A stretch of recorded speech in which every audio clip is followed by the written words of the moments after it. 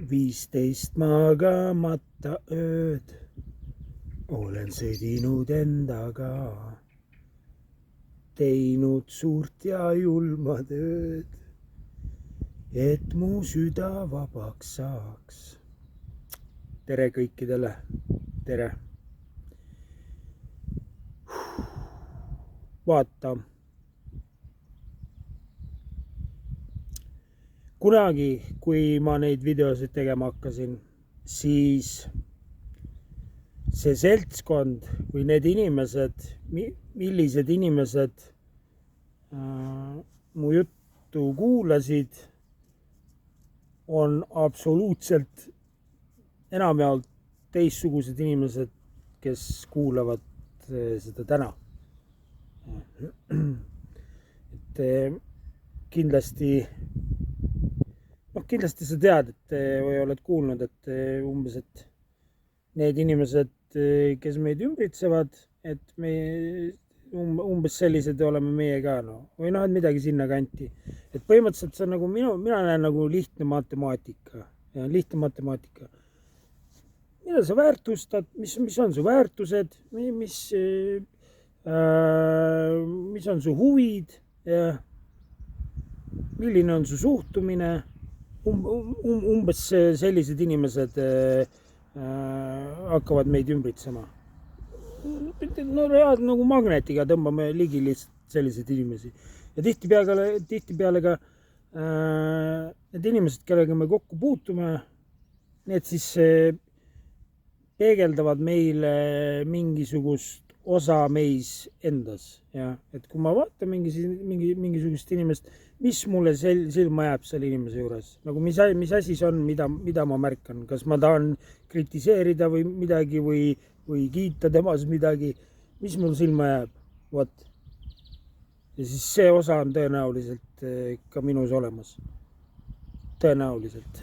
Ta võib olla peidus, siis kui tekib mingi räme viha või trots, siis võib olla nii, et see maailm reaalsus peegeldab mulle midagi, mis mul on endas nagu nii-öelda nägemata. Ja siis, kui meis hakkab see nihe nagu ära toimuma või meis hakkab see muutus toimuma, et meie väärtushinnangud muutuvad, huvid muutuvad, ellu suhtumine muutub, siis see magnet hakkab kohe siis tõmbama teisi olukordi ja teisi inimesi ja kõiki teisi.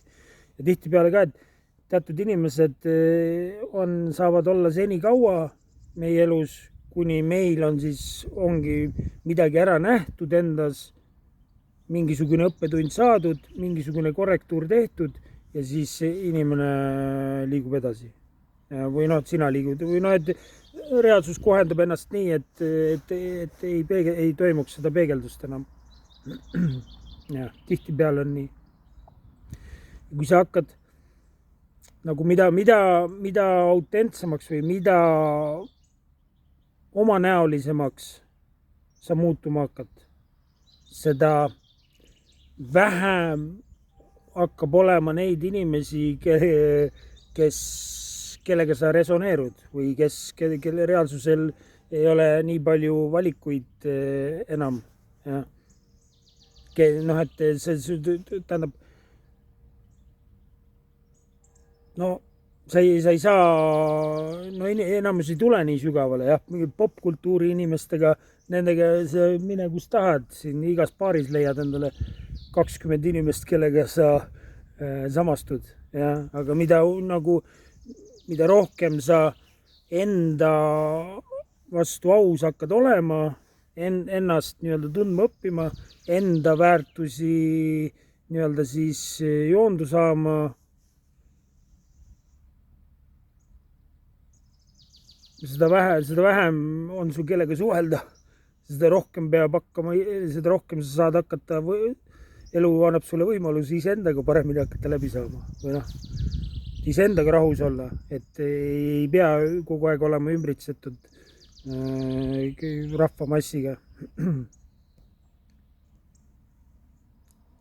Ja need popkultuuri inimesed ka, see enamusi on nagu suht pinnapealne nagu, et suht vajaduspõhine pinnapealne suhtlemine. Tundub küll, vaata, et vahepeal, et ma olen üksi, võid olla nagu tunda, et oled nagu üksi, et kellegi nagu ei ole nagu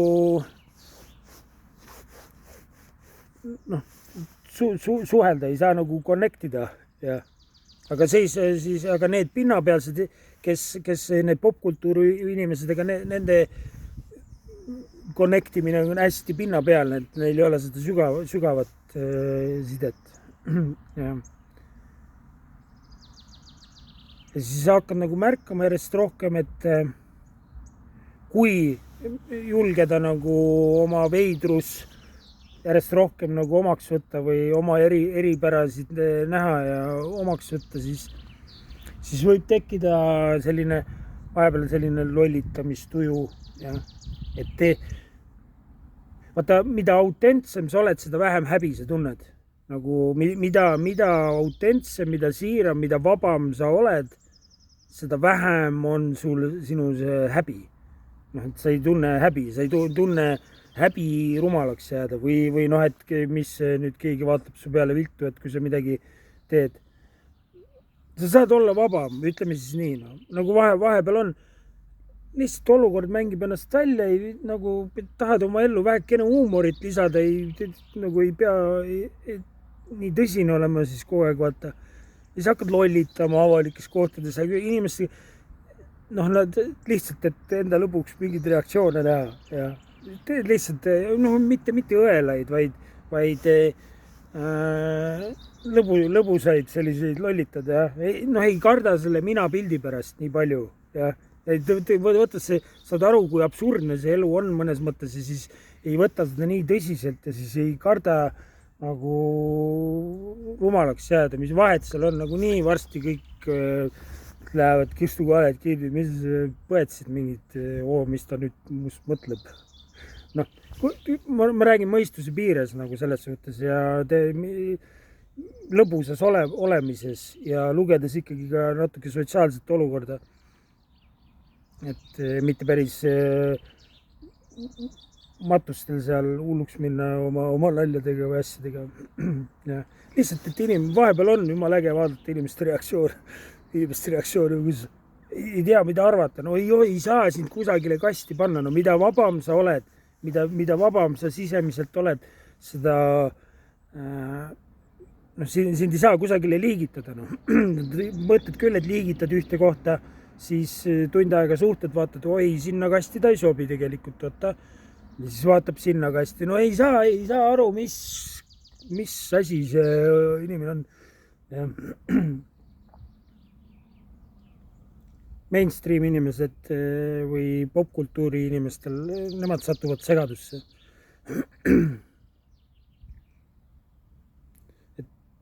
Peab nagu huumorimeele säilitama, selles maailmas peab huumorimeel peab säilima nagu, et see on minu meelest ainus või parim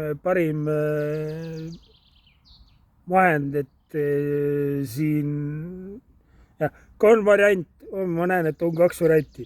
Kas minna üksinda kusagile metsa või mägedesse elama või siis lihtsalt mängid ja lollitad vahest ja hoiad huumorimeel elus, nagu, et siin muidu läheb liiga süngeks ja tõsiseks ära.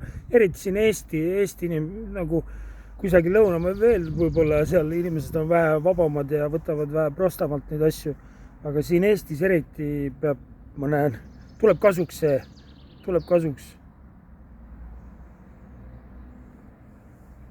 Kas või enda lõpuks siis lollitada vahepeal. Vaata nagu lapsed, no kui sa vaatad loomad või koerad näiteks, koertega saab nagu, koerad tulevad kohe suga, kes on seal, tahad mängida või? No mängime. Lähed sellise energiaga, ta tunneb kohe ära, et kuule, see on mänguenergia. Siis ta hakkate seal tagaajamist mängima või mis iganes. Ma niimoodi teinekord täitsa koer augub mu peale, kuri koer. Ma lähen hakkan sellise energiaga ja siis hakkan teda taga ajama. Et ta jookseb mingi palli käest ära või et kohe tuju muutub. väiksed lapsed on samamoodi, vaata ei ole mõistust, nagu kui me oleme väiksed, siis meil ei ole veel nii palju mõistust või seda mõistuse identiteeti või seda minapilti või seda ego, ei ole seda minapilti, mida peame iga hinnaga säilitama jah, selles sotsiaalses olukorras siin või selles maailmas. Ja siis lapsed tulevad ka kohe, tulevad oma lollitamisega kaasa. Täiega hetkes ja hetkes, vabadus asub hetkes, kuidas see hetk ennast väljendada tahab ja kuidas see hetk, kas sa lubad, kui tuleb mingi impulss lollitada, kas see minapilt peab selle kinni, selle impulsi ja takistab hirmuga, et ei, sa ei kujuta ette, kuidas nad sind pärast vaatama hakkavad, kui sa siin hakkad laulma. Ja. Et see hirm ja siis oleme vangis, see minapildi vangis oleme. Reaalsus, teadvus asub minapildi vangis, ei saa väljendada ennast vabalt, kuna me peame seda minapilti tähtsustame üle, liiga üle. Ja on mõistlik olla teadlik sotsiaalne teadlikkus või see, et mis olukord on, et see olukorra lugemisoskus tuleb kasuks. Kui on mingisugused süütud olukorrad, kus lihtsalt on võimalik endal elu lõbusamaks teha ja mitte ennast nii tõsiselt võtta. Ma ütlen, mida autentsem ja siiram ja vabam sa oled, seda vähem sa häbi tunned. Et sa tead ise, mis sa oled või kes sa oled või et sa oled nagu piisavalt sügavalt endaga kohtunud, et mitte, et mingisugune selline asi ei tekita nagu häbi.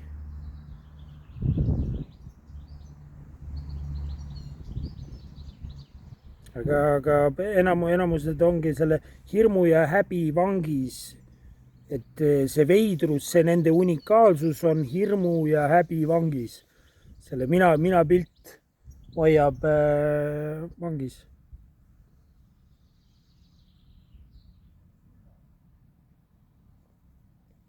Yeah. In the jungle, in mighty jungle. Vot. Kuule, aga kõik head ja imelist sulle ja nii on. Sa oled vaba.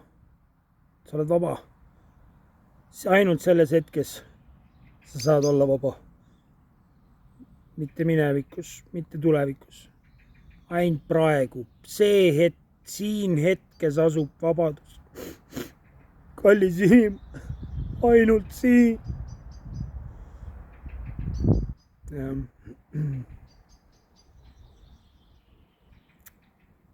Kõik head.